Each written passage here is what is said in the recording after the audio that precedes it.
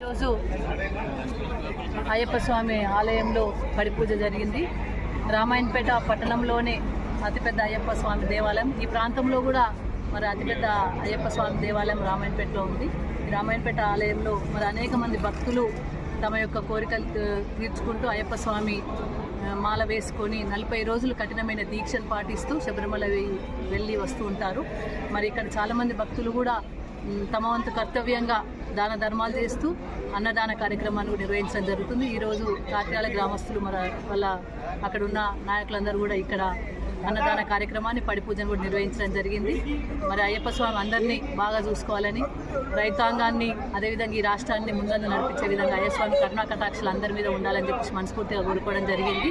మరి ఈ ఆలయ అభివృద్ధిలో గతంలో కూడా నేను శాసనసభ్యురాలుగా ఉన్నప్పుడు మరి అనేక కార్యక్రమాల ద్వారా ఇక్కడ ఆలయంలో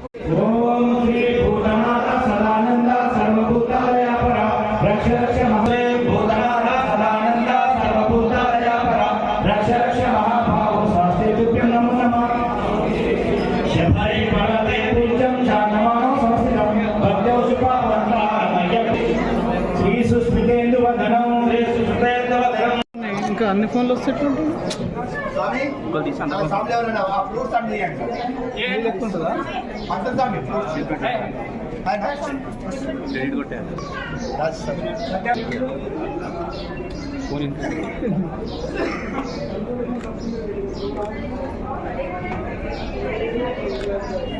తీసుకోండి.